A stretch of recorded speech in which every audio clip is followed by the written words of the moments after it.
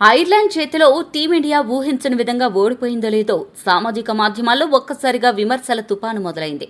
Head coach Gautam Gambhir వ్యూహాలు బాలేవని కొందరు, captain Shreyas Iyer నాయకత్వ లక్షణాలు శూన్యమని మరికొందరు నోటికి వచ్చిందే పనిగా తిట్టిపోస్తున్నారు.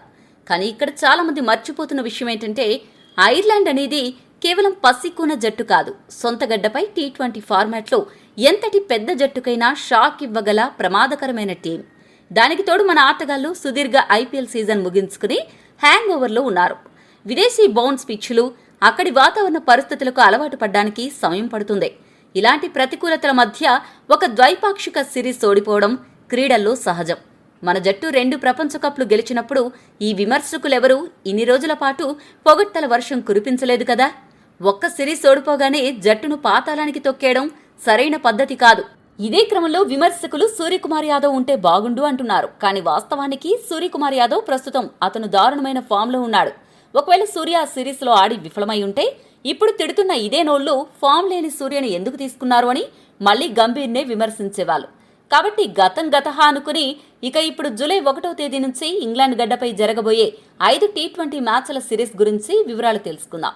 ఈ టీ20 సిరీస్లో మొదటి పోరు జూలై 1న రాత్రి 10 గంటలకు చెస్టర్ లే స్ట్రీట్ వేదికగా జరగనుండగా, జూలై 4న రాత్రి 7 గంటలకు మాంచెస్టర్లో రెండో మ్యాచ్ జరుగుతుంది. ఆ తర్వాత జూలై 7న రాత్రి 10 గంటలకు నాటింగ్హామ్ వేదికగా మూడో టీ20, జూలై 9న రాత్రి 10 గంటలకు బ్రిస్టల్ వేదికగా 4గో మ్యాచ్ జరగనున్నాయి. ఇక చివరిదైన 5వ టీ20 మ్యాచ్ జూలై 11న రాత్రి 7 గంటలకు సౌతాంప్టన్లో జరగనుంది. భారత అభిమానులు ఈ మ్యాచ్ల ప్రత్యక్ష ప్రసారాలను టీవీలో సోనీ స్పోర్ట్స్ నెట్వర్క్ ఛానళ్లలో వీక్షించవచ్చు. అలాగే మొబైల్ లేదా ఆన్లైన్ వెబ్సైట్ ద్వారా చూడాలి అనుకునేవారు డిస్నీ ప్లస్ హాట్స్టార్లో లైవ్ స్ట్రీమింగ్ ద్వారా ఆస్వాదించవచ్చు. ఇంగ్లాండ్ పిచ్చులు సాధారణంగా పేస్, బౌన్స్ కు మారుపేరుగా కనిపిస్తాయి. కానీ చెస్టర్లే స్ట్రీట్ మైదానం మాత్రం టీ20 ఫార్మాట్లో బ్యాటర్లకు, బౌలర్లకు సమాన అవకాశాలు కల్పిస్తుంది. ఈ మైదానం చుట్టూ పెద్దగా మూసి ఉన్న స్టాండ్స్ ఉండవు. పైగా నదికి సమీపంలో ఉండడం వల్ల ఇక్కడ నిరంతరం చల్లని గాలి వీస్తూ ఉంటుంది.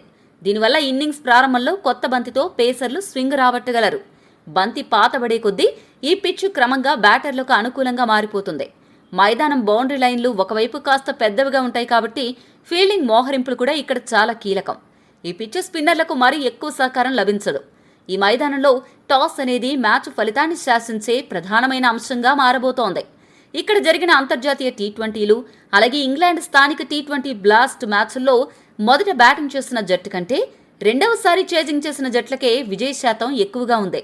ఇక ఇంగ్లాండ్తో జరిగే ఈ తొలి మ్యాచ్ కోసం టీమిండియా తుది జట్టు ఎలా ఉండబోతోంది, టీమిండియాను వేధిస్తున్న సమస్యలేంటి, ఎవరికి ఈ సిరీస్ అగ్ని పరీక్షగా మారనుంది అనే విషయాలను ఇప్పుడు మనం చూద్దాం.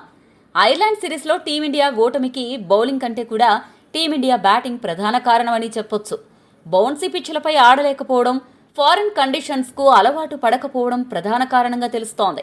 దీనికి తోడు ఐపీఎల్లో చిన్న బౌండరీలతో షాట్స్ బాధేసిన మన స్టార్లు ఫారిన్ గడ్డపై పెద్ద బౌండరీలలో ఆడలేక చతికిలు పడుతున్నారు. అయితే జట్టులో చాలా మంది యువ ఆటగాళ్లు ఉన్నారు కాబట్టి ఐర్లాండ్ సిరీస్ అనుభవం ఇంగ్లాండ్ సిరీస్కు ఖచ్చితంగా పనికొస్తుంది. ఇక ఇంగ్లాండ్తో జరగబోయే మొదటి టీ20 తుది జట్టు విషయానికొస్తే, ఇన్నింగ్స్ ఆరంభించే బాధ్యతను విధ్వంసకర ఓపెనర్ అభిషేక్ శర్మతో పాటు వికెట్ కీపర్ సంజు శాంసన్ భుజాన వేసుకున్నాడు. ఇద్దరికీ ఈ మ్యాచ్ చాలా కీలకం. సంజు శాంసన్ ఐర్లాండ్ 2 మ్యాచ్ల్లో దారుణంగా విఫలమయ్యాడు. మరో ఓపెనర్ అభిషేక్ శర్మ కూడా ఈ మధ్య స్థిరంగా ఆడలేకపోతున్నాడు. ఆ తర్వాత 3వ స్థానంలో left hand batter Ishan Kishan రానున్నాడు. ఇషాన్ కిషన్ మంచి ఫామ్లో ఉన్నా బౌన్సీ పిచ్లపై ఆడడానికి కాస్త ఇబ్బంది పడుతున్నాడు.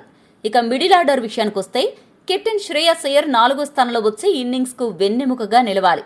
ఐర్లాండ్తో జరిగిన 2 మ్యాచ్ల్లో అయ్యర్ అటు బ్యాటింగ్లో గానీ ఇటు కెప్టెన్గా గానీ చెప్పుకోదగ్గ పర్ఫార్మెన్స్ చేయలేదు. కాబట్టి ఈ సిరీస్ అయ్యర్కు అగ్ని పరీక్ష లాంటిది. ఇక వైస్ కెప్టెన్ తిలక్ వర్మ 5వ నెంబర్లో రానున్నాడు. ఐర్లాండ్ 2వ టీ20లో తిలక్ అర్ధ సెంచరీతో ఆకట్టుకున్నాడు. 6వ స్థానంలో పవర్ హిట్టర్ శివన్ దుబే క్రీజులోకి రానున్నాడు. ఇంగ్లాండ్ పరిస్థితుల్లో ఇతని మీడియం పేస్ బౌలింగ్ కూడా జట్టుకు అదనపు బలాన్నిస్తుంది. మరో ఫాస్ట్ బౌలింగ్ ఆల్రౌండర్గా సూర్యాన్ షెడ్గే వ్యవహరించనున్నాడు. లెఫ్ట్ ఆర్మ్ స్పిన్ ఆల్రౌండర్గా అక్షర్ పటేల్ వ్యవహరిస్తాడు. ఇక పేస్ దళంలో ఐపీఎల్ సెన్సేషన్ హర్షిత్ రాణాతో పాటు power play specialist Harshdeep Singh ప్రధాన అస్త్రాలుగా ఉండనున్నారు. వీరికి తోడు చెస్టర్లే స్ట్రీట్ పిచ్ బౌన్స్ కు సహకరిస్తుంది కాబట్టి ప్రిన్స్ యాదవ్ 3వ పేసర్గా బరిలోకి దిగుతాడు. అయితే హర్షదీప్ సింగ్ భారీగా పరుగులు సమర్పించుకోవడం కాస్త కలవర పెడుతోంది. ఐపీఎల్ నుండి కూడా హర్షదీప్ అంత గొప్ప ఫామ్లో లేడు. మరి ఈ సిరీస్లో అయినా ఫామ్ను అందుకుంటాడేమో చూడాలి. అయితే అద్భుతమైన ఫామ్లో ఉన్న 15 ఏళ్ల వండర్ బాయ్ వైభవ్ సూర్యవంశీకి ఈ మొదటి మ్యాచ్లో కూడా ఎందుకు అవకాశం ఇవ్వరు అని అభిమానులు ప్రశ్నిస్తున్నారు. దీని వెనుక మేనేజ్మెంట్కు చాలా స్పష్టమైన అవగాహన ఉంది. ఎంతో కష్టపడి డొమెస్టిక్ క్రికెట్లో పరుగుల వరద పారించి జట్టులోకొచ్చిన సీనియర్ ఆటగాళ్లకు ముందుగా తగినన్ని అవకాశాలు ఇవ్వాలనేది నైతిక ధర్మం. వైభవ్ వయసు చాలా చిన్నది. అతనికి భవిష్యత్తులో బోలెడంత సమయం ఉంది. ఇంగ్లాండ్ లాంటి కఠినమైన పర్యటనలో మొదటి మ్యాచ్లోనే ఆ కుర్రాడిపై ఒత్తిడి ఉంచడం కంటే సిరీస్ మధ్యలో ఏదైనా మ్యాచ్లో అరంగేట్రం చేయించడం సురక్షితం. ఏదేమైనా ఐర్లాండ్ గాయాన్ని మరిచిపోయి శ్రేయస్ అయ్యర్ సేన ఇంగ్లాండ్ గడ్డపై ఎలాంటి అద్భుతాలు సృష్టిస్తుందో వేచి చూడాలి.